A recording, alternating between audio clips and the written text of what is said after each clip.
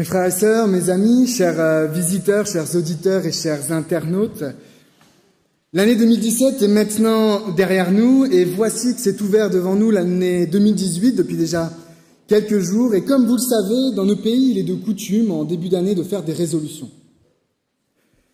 Alors l'idée de ces résolutions, c'est de prendre des engagements pour que cette année puisse être différente, qu'elle ne ressemble pas à la précédente et que cette année, il puisse y avoir du changement. Alors par exemple, des idées de résolution que l'on prend, c'est arrêter de fumer, la numéro 1, je pense. Commencer à faire du sport, faire un régime, être moins colérique. Pour les étudiants, être plus assidus aux études, aux devoirs à la maison, aux révisions. Cesser de procrastiner. Pour d'autres, c'est passer plus de temps à étudier la Bible. Se lever à l'heure peut-être le samedi matin. Je ne sais pas. Il y a toutes sortes de résolutions qui peuvent être prises. Et en somme, une résolution, c'est quoi? C'est l'humain qui, en début d'année, se rend compte des défauts potentiels de son année précédente et qui va décider de se donner une année entière pour mettre un terme à ses défauts. Mais dites-moi, est-ce que vous n'en avez pas assez? Assez d'être coincé dans un espèce de cycle infernal où chaque année, on tente de faire de notre mieux, mais où chaque année, on galère comme des fous. Année après année, on fait des résolutions avec plus ou moins de succès. Vous n'en avez pas assez d'être victime du temps qui s'écoule sans que rien ne change. Assez de vivre dans un monde où les présidents, les dictateurs, les leaders changent, mais où la situation reste la même. Lorsqu'un conflit cesse quelque part, un autre conflit reprend quelques frontières plus loin. Les cartes bougent, mais la guerre, elle continue. Assez des inégalités, de la misère qui s'étend, du chômage, de la maladie, de la mort. Assez de vivre ainsi. Nous sommes adventistes du 7e jour. Adventistes signifie que nous croyons fermement que Christ doit revenir et que ce retour est censé se faire bientôt. Nous attendons chaque année que la nouvelle année soit différente, pleine de changements, que les signes des temps s'accomplissent et qu'enfin nous puissions être libérés de cette situation dans laquelle nous sommes, dans laquelle le monde est, dans laquelle nous sommes tous embourbés. Alléluia! Alléluia, parce que moi je crois que 2018 peut être une grande année et sera une grande année, une année qui fera la différence. Et si je crois cela, c'est à cause du premier des signes des temps. Oui, parce que, mes frères et sœurs, je ne sais pas si vous étiez au courant, mais il y a un signe des temps qu'on pourrait appeler préalable. C'est-à-dire un signe des temps qui est celui sans lequel d'autres signes des temps ne peuvent pas être déclenchés. Ce qui signifie que tant qu'un événement en particulier n'a pas eu lieu, d'autres événements dits de la fin des temps ne se réaliseront pas. J'aimerais ce matin acquérir votre adhésion et vous démontrer qu'il y a bien un signe des temps que l'on pourrait appeler de préalable à d'autres signes des temps. Et j'aimerais vous montrer quel est ce signe des temps, en quoi il nous concerne, concrètement ce qu'il est pour vous et moi. Et pour finir, j'aimerais terminer en vous montrant pourquoi est-ce que, d'après moi, cet événement est à notre portée. Vous êtes prêts? Je vous invite à prendre vos Bibles, et on va y aller ensemble, à prendre vos Bibles dans le livre de l'Apocalypse au chapitre 7. Apocalypse chapitre 7, les 3 premiers versets nous disent, Apocalypse 7, versets 1 à 3. Après cela, je vis 4 anges debout aux 4 coins de la terre. Ils retenaient les 4 vents de la terre, afin qu'il ne souffle pas de vent sur la terre, ni sur la mer, ni sur aucun arbre. Et je vis un autre ange qui montait du côté du soleil levant, et qui tenait le sceau du Dieu vivant. Il cria d'une voix forte aux 4 anges à qui il avait été donné de faire du mal à la terre, à la mer, et il dit : ne faites pas de mal à la terre, ni à la mer, ni aux arbres, jusqu'à ce que... Vous voyez ce qu'on appelle communément un signe des temps, c'est un événement qui peut être politique, géopolitique, comme une guerre, il peut être financier, comme une crise financière, il pourrait être astronomique, géophysique, comme un tremblement de terre, ou même religieux, on parle de la venue de l'Antichrist. Et communément, généralement, dans la littérature chrétienne, la littérature adventiste, lorsque on parle de ces symboles, de ces signes des temps, c'est plutôt quelque chose de négatif, comme les exemples que je viens de donner, une guerre, un tremblement de terre, etc. Ici, dans le passage qu'on a lu, on nous montre qu'il y a quelque chose qui ne doit pas arriver jusqu'à ce que quelque chose d'autre se soit produit. On nous parle de 4 anges qui retiennent 4 vents. Alors je vais vous passer l'exposé théologique sur les 4 vents, mais généralement dans la Bible, les 4 vents, on les retrouve dans d'autres textes, ça parle de destruction. D'ailleurs ici, dans le même texte d'Apocalypse 7, il est question, vous avez vu au verset 2 et au verset 3, de faire du mal à la terre et à la mer et aux arbres. On a donc des événements de l'ordre de la catastrophe et de la destruction qui sont retenus tant qu'un autre événement bien défini n'a pas lieu. Vous me suivez ? Il y a un événement particulier qui, tant qu'il n'a pas eu lieu, d'autres événements ne peuvent pas avoir lieu. On nous dit même que ces événements sont retenus. Vous voyez ici qu'il y a bien un signe des temps que l'on pourrait appeler préalable à d'autres signes des temps, à d'autres événements. Alors quel est ce signe des temps ? Le verset 3 d'Apocalypse 7 continue ainsi. Il nous dit « Jusqu'à ce que quoi ? Jusqu'à ce que nous ayons marqué du sceau le front des serviteurs de notre Dieu. » Plus littéralement, on pourrait lire « Jusqu'à ce que nous ayons scellé le front. » Et notez bien ici, qui est-ce qui est scellé ? On nous dit que ce sont les serviteurs de notre Dieu. Vous remarquez que le texte ne dit pas qu'ils sont serviteurs parce qu'ils sont scellés.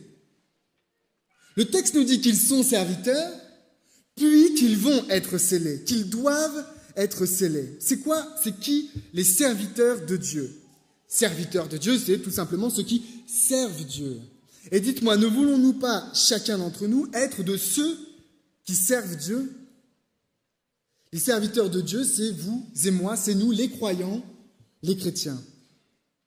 Ce que nous dit Apocalypse 7, c'est que tant que ce scellement des serviteurs n'aura pas eu lieu, les signes des temps, de la toute fin des temps, ne se déclencheront pas. Le scellement des serviteurs de Dieu est un événement préalable au retour de Jésus et aux événements qui le précèdent. À vous qui cherchez les signes des temps pour anticiper le retour de notre Seigneur, Apocalypse nous dit, vous dit, mais cherchez le scellement des serviteurs. Ok, on a donc un signe des temps préalable qui serait le scellement des serviteurs de Dieu. On va voir ça plus en détail. Gardez un doigt dans Apocalypse 7, on va y revenir très vite, mais je vous invite à prendre vos Bibles dans l'Épître aux Éphésiens. Dans l'Épître aux Éphésiens, on va regarder 2 passages, l'un dans le chapitre 1 au verset 13, et l'autre au chapitre 4 et au verset 30. Donc, Éphésiens 1, verset 13.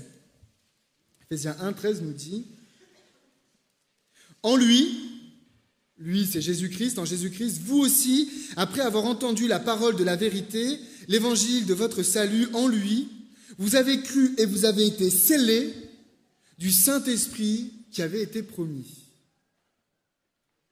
Le deuxième texte, dans Éphésiens chapitre 4, verset 30, précise, Éphésiens 4, verset 30, « N'attristez pas le Saint-Esprit de Dieu, par lequel vous avez été scellés pour le jour de la rédemption. » Ces 2 textes sont très clairs. Ils nous disent comment s'opère le scellement des serviteurs de Dieu. Car ceux dont il est question ici, dans Éphésiens, ce sont des croyants. Ces 2 textes dans Éphésiens font directement la relation entre les serviteurs de Dieu, le scellement des serviteurs de Dieu et le Saint-Esprit. Finalement, le scellement d'un Apocalypse 7, c'est la position d'un sceau. Vous vous souvenez, on a un ange qui vient du soleil levant et qui tient dans sa main le sceau de Dieu. Ce que nous disent les 2 textes d'Éphésiens, c'est que l'obtention de ce sceau ne peut se faire que par le biais du Saint-Esprit. Quel est donc ce sceau ? Je vous invite à retourner dans Apocalypse chapitre 7. Je vous avais dit de garder un doigt dans... Apocalypse chapitre 7, le verset 3 nous donne un petit détail sur le sceau. Il nous dit « Ne faites pas de mal à la terre, ni à la mer, ni aux arbres, jusqu'à ce que nous ayons marqué du sceau le front des serviteurs de notre Dieu. » Le sceau se trouve ici sur le front des serviteurs, et c'est pour cela que l'on conclut que ce sceau représente rien d'autre que la loi de Dieu.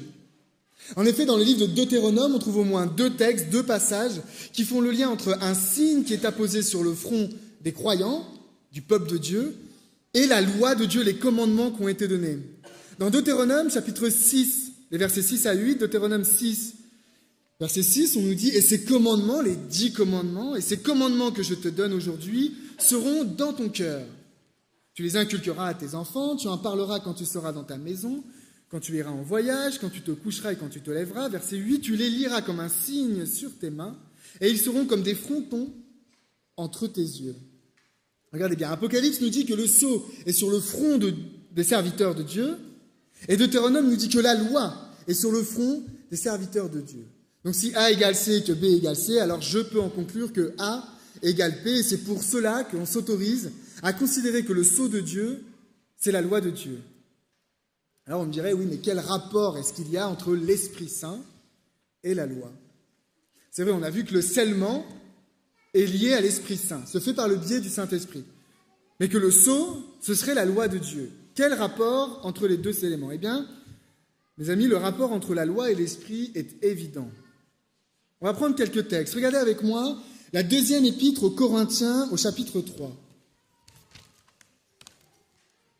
Dans 2 Corinthiens, chapitre 3, les versets 1 à 3, non, juste le verset 3. 2 Corinthiens 3, verset 3, nous est dit « Vous êtes manifestement une lettre de Christ écrite par notre ministère, non avec de l'encre, mais avec l'Esprit du Dieu vivant, non sur des tables de pierre, mais sur des tables de chair, sur les cœurs. » Voyez ici le jeu d'opposition que Paul fait. Il nous parle de tables de pierre écrites avec de l'encre. Quelles sont ces tables de pierre, d'après vous? C'est la loi, c'est les 10 commandements. Les tables de pierre dont il est question ici sont les 2 tables de l'Alliance données au Sinaï à Moïse, sur lesquelles Dieu a inscrit les 10 commandements. Et il oppose à d'autres tables. Quelles sont ces autres tables? Les tables de chair. Et il dit que ces tables de chair, ce sont nos cœurs.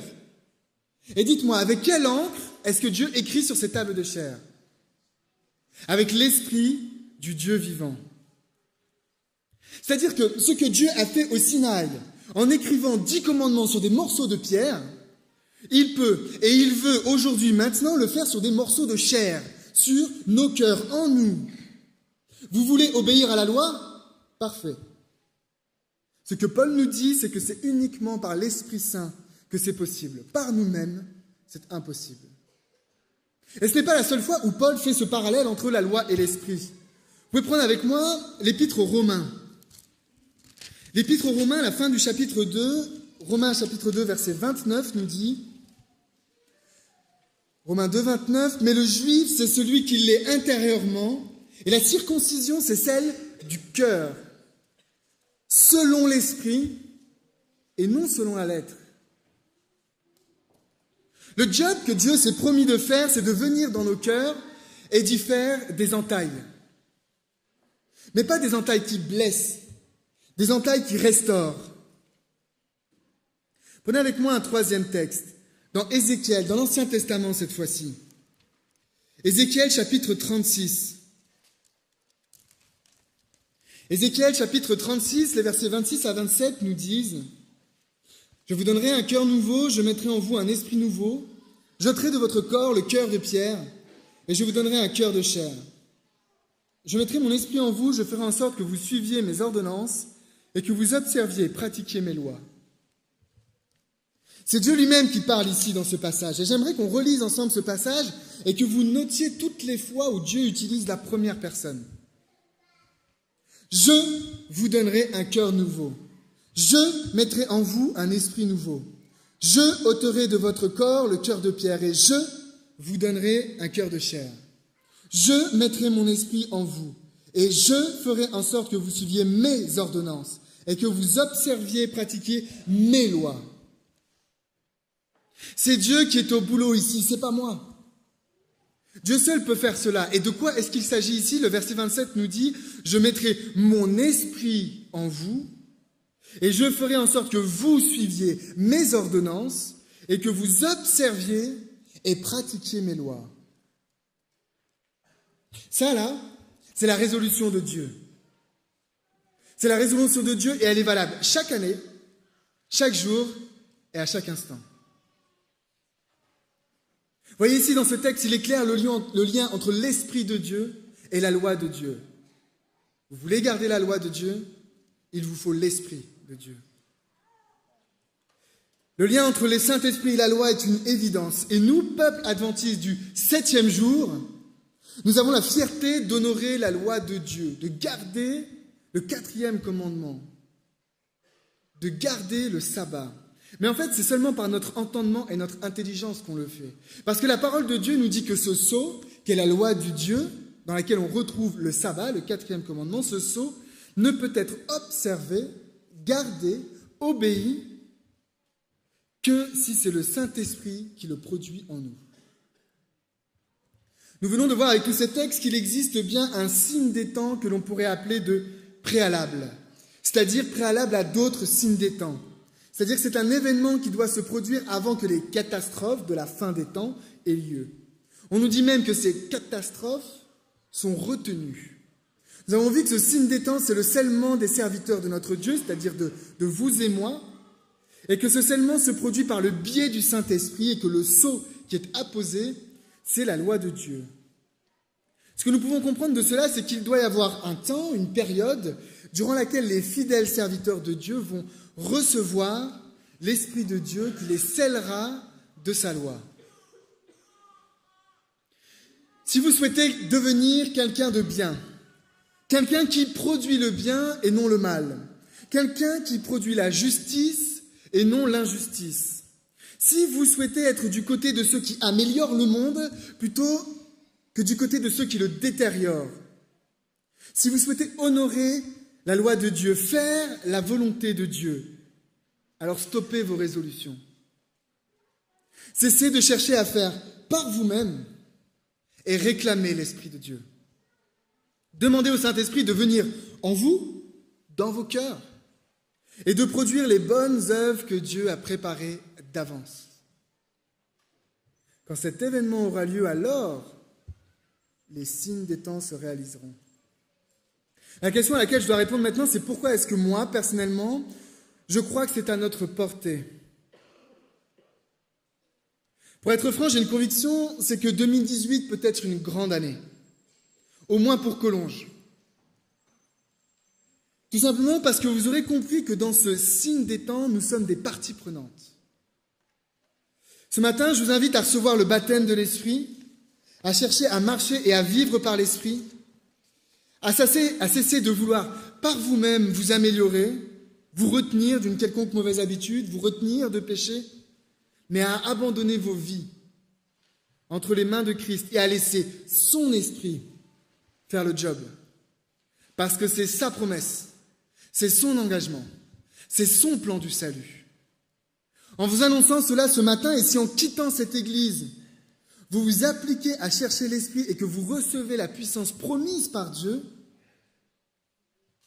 alors nous participons du moins en partie à la réalisation de la prophétie d'Apocalypse chapitre 7. Mon souhait cette année, c'est que les serviteurs de Dieu qui sont à Collonges puissent être scellés de l'Esprit du Dieu vivant.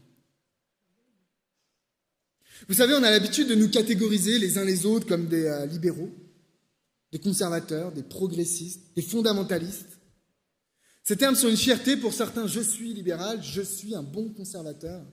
Pour d'autres, c'est une insulte, ne l'écoute pas, il est libéral. De toute façon, ce qu'il dit, c'est parce qu'il est conservateur. Mais la Bible ne connaît pas de conservateurs ou de libéraux. Jésus ne dit pas « les adorateurs que mon Père demande sont des libéraux » ou « les adorateurs que mon Père demande sont des conservateurs ». Mais Jésus nous dit dans Jean chapitre 4, verset 23, « Mais l'heure vient, et elle est déjà venue, où les vrais adorateurs adoreront le Père en esprit et en vérité. Car ce sont là les adorateurs que le Père demande, des adorateurs qui adorent le Père en esprit et en vérité. » Pas simplement en esprit, pas simplement en vérité, en esprit et en vérité. N'est-ce pas la vérité qui fait de nous des conservateurs ou des libéraux ? Peut-être qu'il nous manque l'esprit.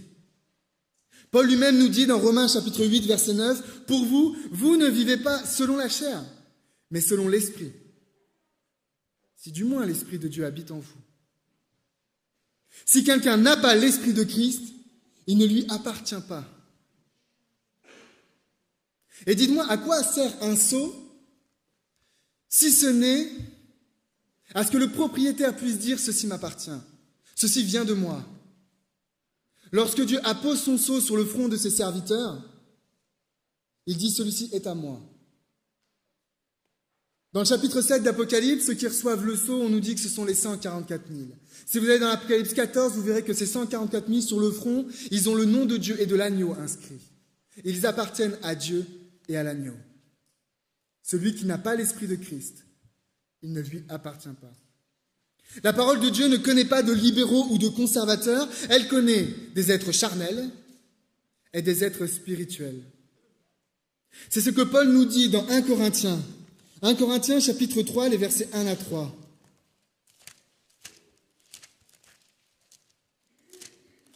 1 Corinthiens 3, verset 1. « Pour moi, frères, ce n'est pas comme à des hommes spirituels que j'ai pu vous parler, mais comme à des hommes charnels.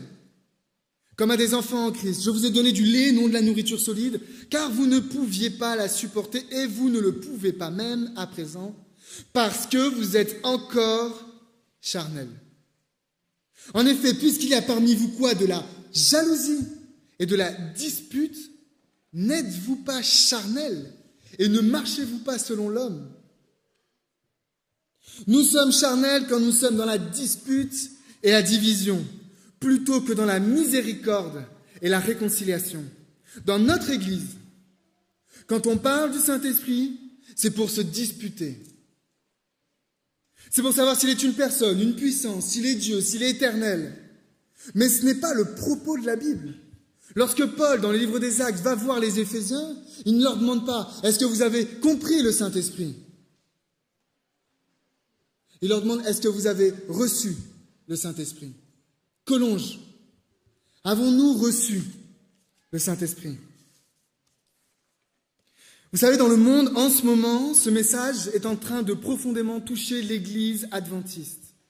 Des pasteurs prêchent ce message et proposent au peuple, aux serviteurs de notre Dieu, de recevoir l'Esprit, de vivre par l'Esprit. Il y a un petit livre rouge que j'ai déjà présenté ici, du pasteur Helmut Obeil, qui présente ce message et qui transforme des vies. À Genève, à Saint-Julien, à Annemasse, à Annecy, ce message est annoncé par des pasteurs et par des laïcs. Ici même, à Collonges, Richard Lehmann, il n'y a pas longtemps de cela, nous a exhortés à prier pour recevoir l'Esprit.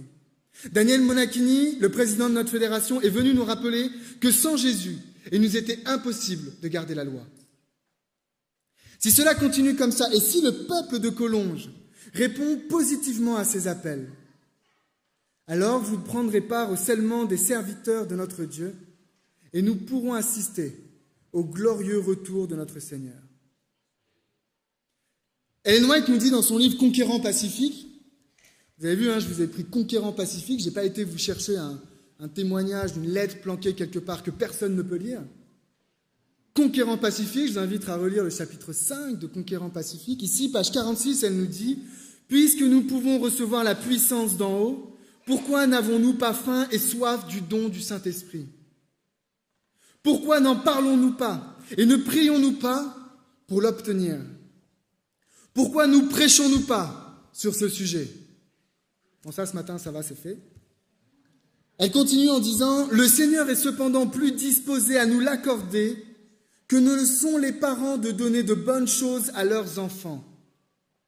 Tout serviteur de Dieu devrait demander au Seigneur de le baptiser chaque jour de l'Esprit. » Pour 2018, je vous propose la meilleure des résolutions. D'avoir faim et soif du don du Saint-Esprit et de recevoir le baptême de l'Esprit. Avec tous ceux qui le souhaitent ici ce matin, j'aimerais déclarer 2018 l'année du déversement de l'Esprit du Dieu vivant à Collonges. J'aimerais vous inviter à vous lever pour que l'on puisse prier ensemble.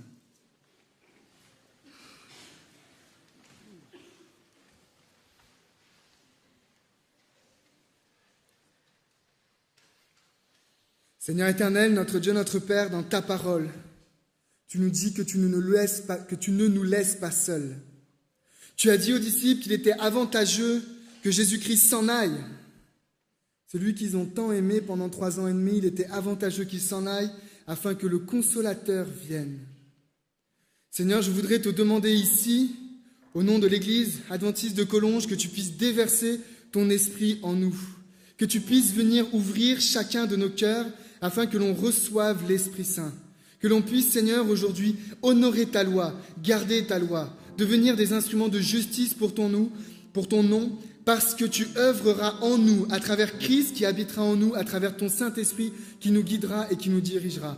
Pardon pour nos péchés et pour nos fautes, Seigneur, et merci parce que tu nous pardonnes et que tu es Dieu miséricordieux. Merci, Seigneur, parce que l'Esprit Saint est une promesse que tu t'es engagé à tenir, et nous réclamons, Seigneur, cette promesse pour nous ce matin.